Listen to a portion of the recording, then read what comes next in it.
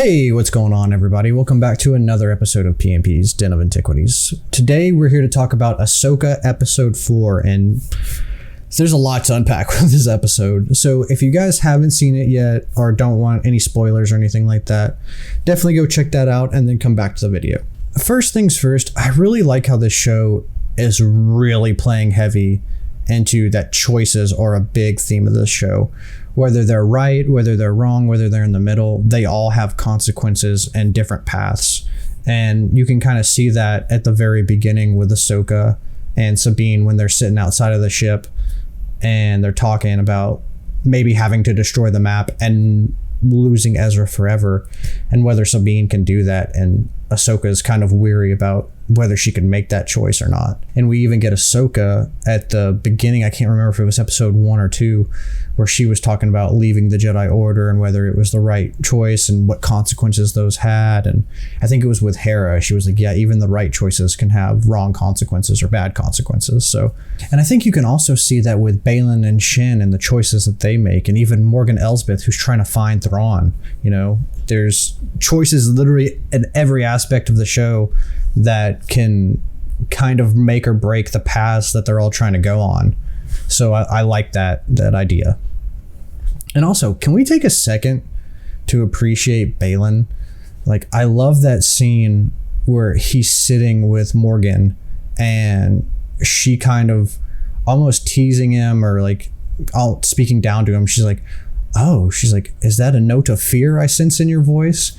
And he only says one word and just doesn't look at her. Just he's giving the 1,000-yard stare out into the ocean. He goes, experience. And you really feel the weight of what he says. Like, everything that he says kind of has meaning. And same with the saber combat, which we'll get to a little later. But he's almost like a juggernaut. Like, when he makes a strike, he fully commits and uses all the power. Like, it's super cool. But yeah, we'll get to that a little further on down the line. And then we get Huyang going all rocky on one of the HK droids. Now, he's not as much of a match because HK droids are literally assassins. So he has to use a little bit of diversion by turning off the ship's power. But I thought that was kind of a cool little nod of he's good at thinking on his feet, and he's been through enough through his time teaching all the Jedi that he can, kind of think outside of his protocol, which is kind of cool.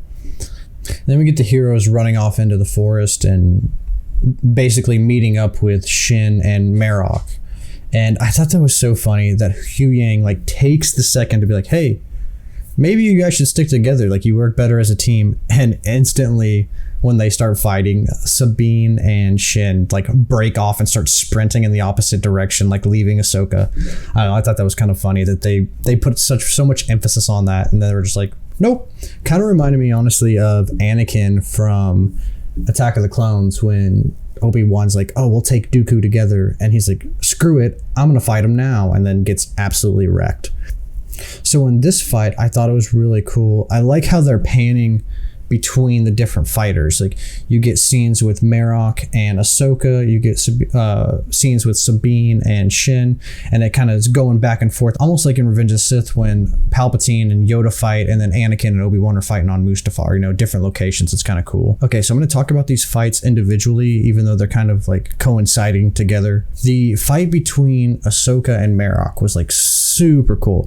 I love the setting, the redwood forest with the red leaves falling and super samurai-esque, super fantasy. We're top tier. And then we get Ahsoka, who I find interesting that, to me, I know she takes the fights seriously and she's like, all right, it's game time. I'm fighting a saber opponent. But you can almost see a switch flipped with her when she's fighting Marok and she almost gets sliced on her throat. She goes like this and barely dodges it. And then she takes the Anakin's, her whole demeanor changes, her eyes change, and she takes the Anakin stance from Attack of the Clones when he's fighting Dooku, which was also a really cool nod back. I like that. And I also like that she pretty much took him out the exact same way Obi-Wan took out Maul in Rebels. It just single strike across the chest and it's done. And then we get him disappearing almost.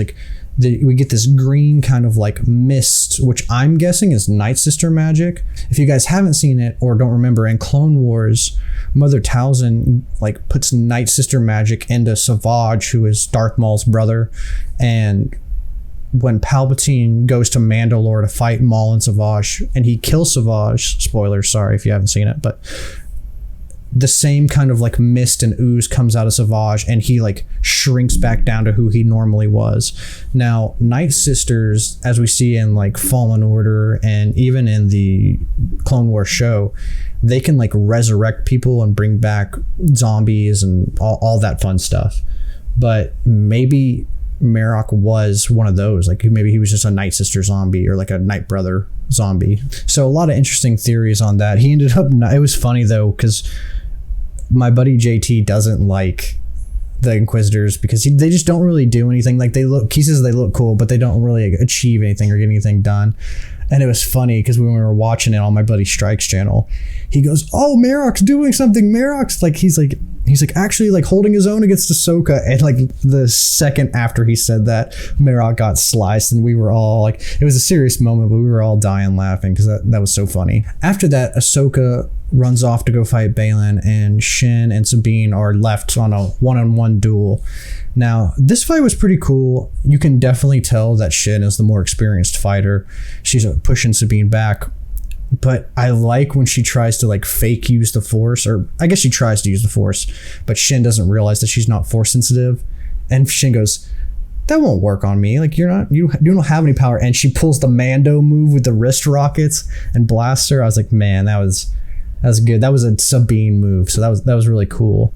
And then it's cool because Shin throws down the smoke bombs, and I'm guessing she probably uses Force speed because she's like gone instantly and just disappears. So I'm guessing that she used some sort of Force speed. But yeah, those two fights were really cool. It really set the tone for the kind of the mid part of the episode and bringing it in. And a little side note before Ahsoka gets to Baylan, Morgan's like dipping to go back to the ring, and I really like that calibration like dial. It really reminded me of the dial in episode 4 when the Death Star was positioning essentially to blow up Yavin, and they were measuring how much the proximity was until it was ready to shoot the laser beam. So I thought that it had a lot of those kind of vibes while also having a lot of the end credit scene vibes, because it would turn gold, but the paths were all wonky and stuff like that, so there was multiple pathing. So I don't know, I thought that was kind of cool, little side Easter egg, I guess. And then we get into the final fight between Ahsoka and Baylan, and man, was this one, it was crazy. We haven't gotten a battle like this, a lightsaber battle like this in a while, and it really shows because everybody was blown away by it at the watch party when we were watching it. But I like how Baylan knows that it's going to be a tough fight. He's not looking forward to it. He has to do what he has to do, but he doesn't really want to kill Ahsoka, and he knows that it's not just going to be like a walk in the park.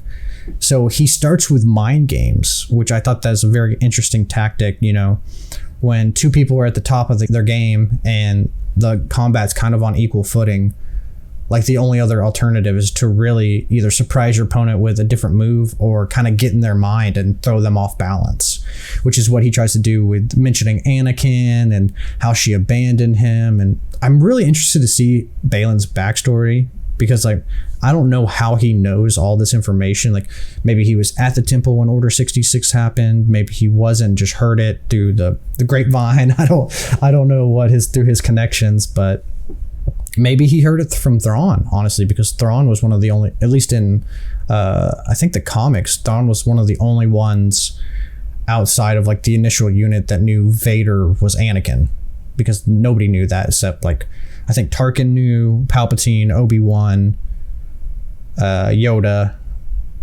I want to say that's it. Maybe Baylan. I don't know. I'm not sure. But yeah, it was crazy how he started using mind games to kind of get in her head, which doesn't work. She just ends up dropping her cloak, like getting ready for battle, which I find funny that she didn't do for Marok.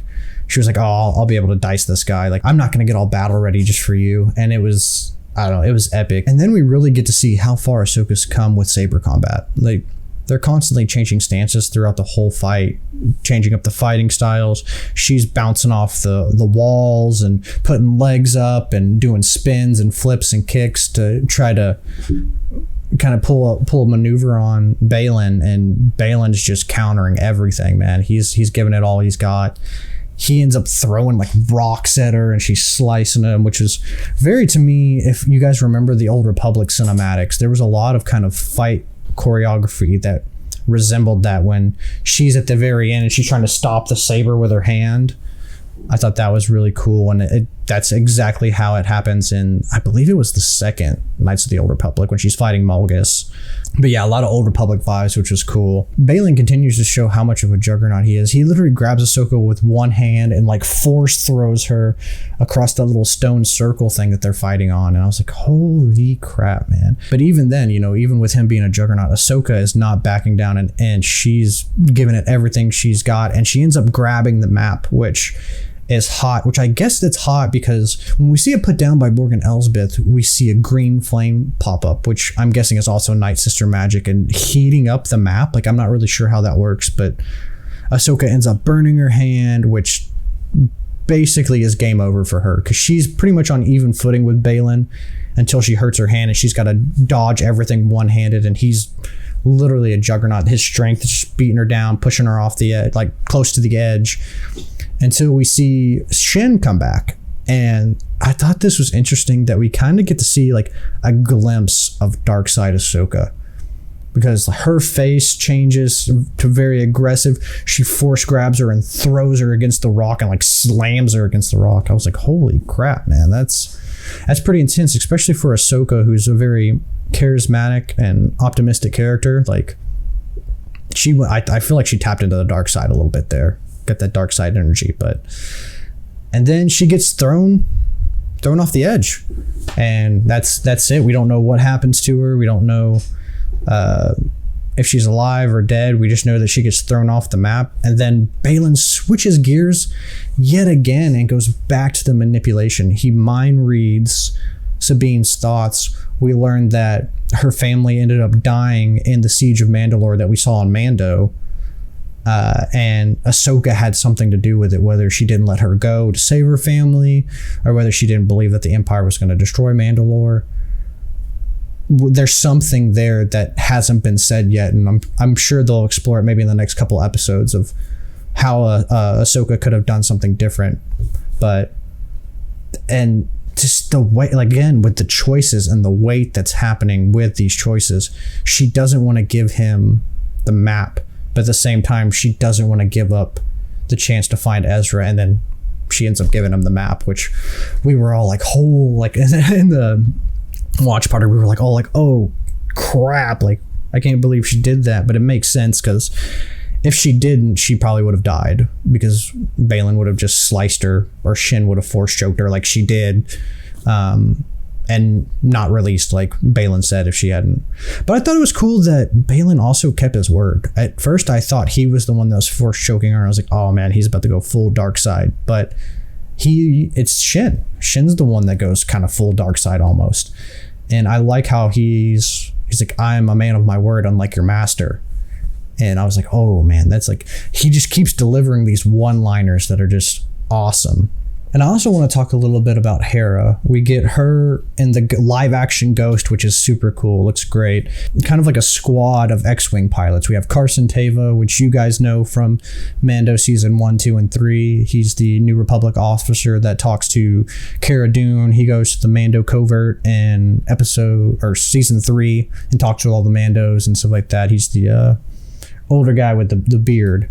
We get Brendan Wayne, who, fun fact, is also he's also the stunt double and pretty much the main guy in the suit majority of the time for Mando. So that's kind of cool, even though Pedro Pascal voices him. And then we have a couple other officers which are unnamed, or I don't know them off the top of my head. And they're going to reinforce Ahsoka and Sabine. And when they get there, I really like the shot of the hyperspace ring. We see it kind of come through the clouds and then enter into the atmosphere. And it really gives me Death Star vibes from Rogue One, how we were getting those outer shots of the Death Star revolving around the planets and stuff like that. It gave me kind of similar vibes to that.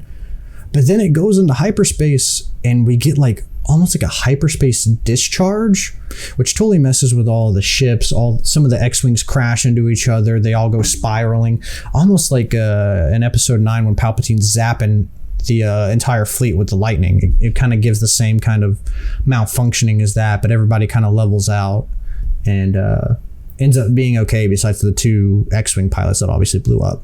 And then we get the final couple shots, which, man, this episode was already so great. Like, even without what I'm about to talk about right now, I would have given it a 10 out of 10 episode. Like, it was, the saber fights were cool. I really liked the choices and the weights of all the choices that were happening. And it was just great.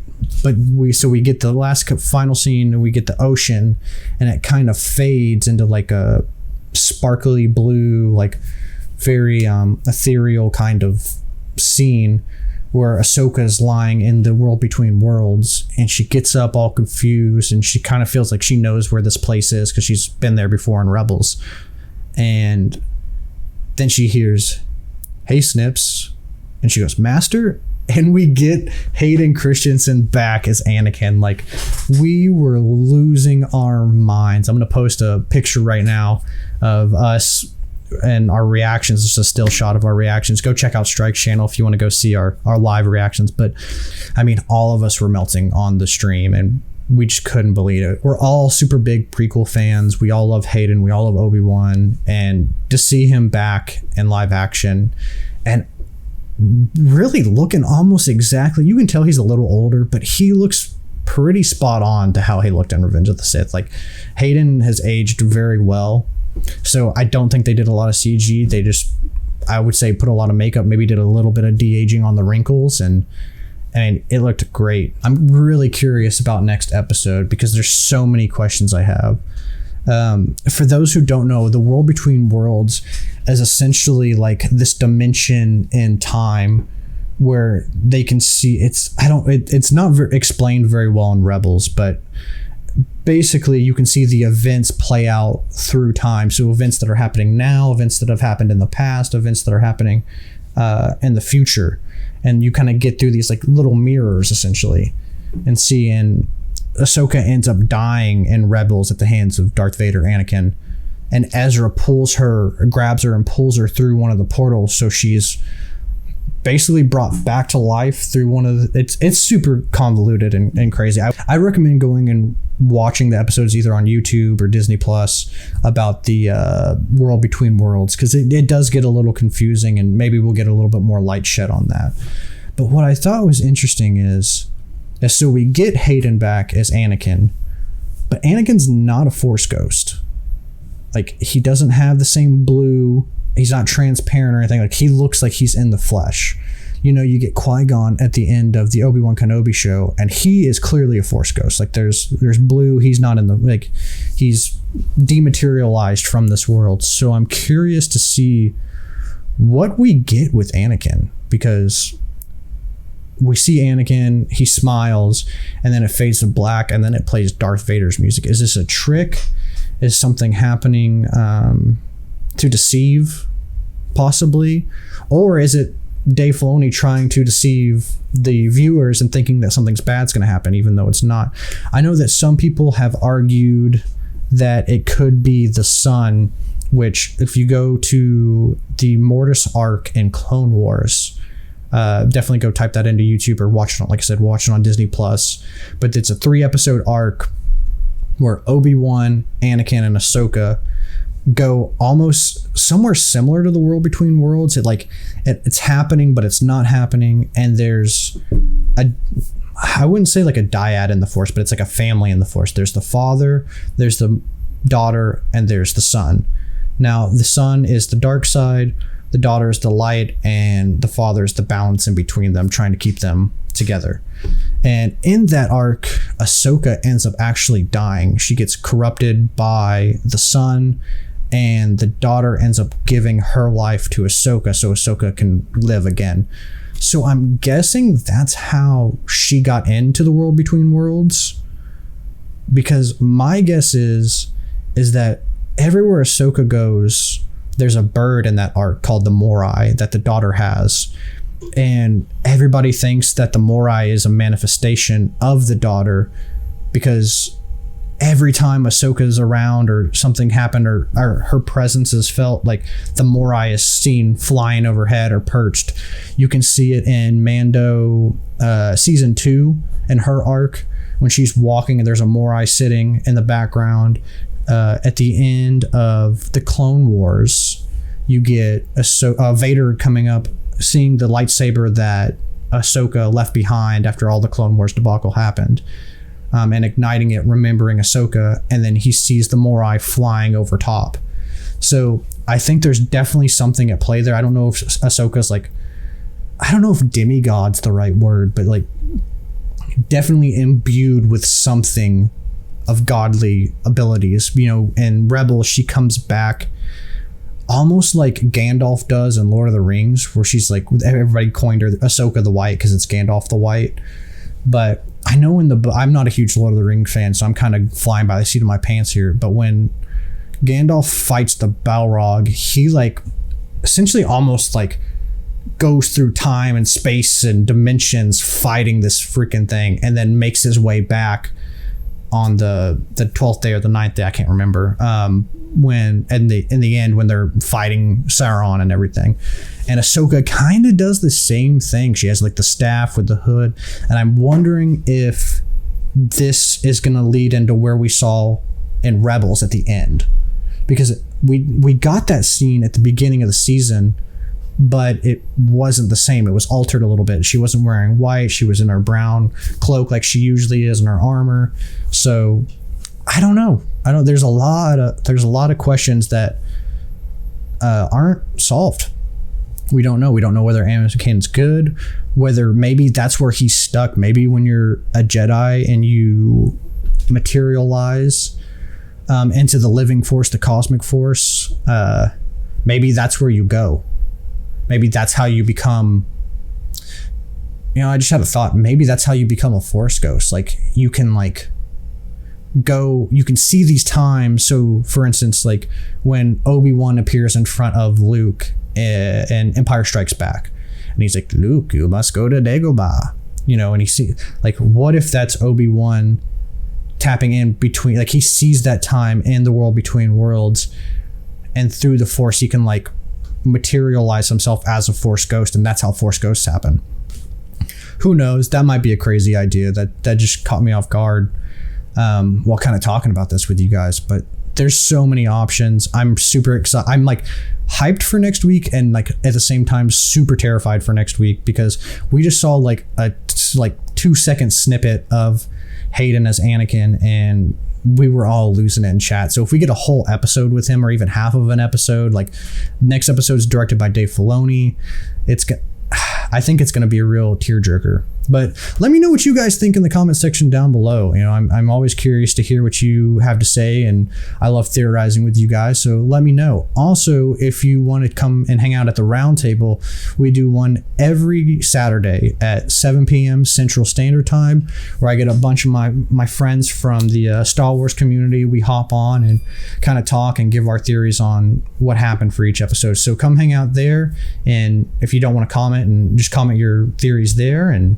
hang out with us. And thank you guys for watching, and as always, may the Force be with you.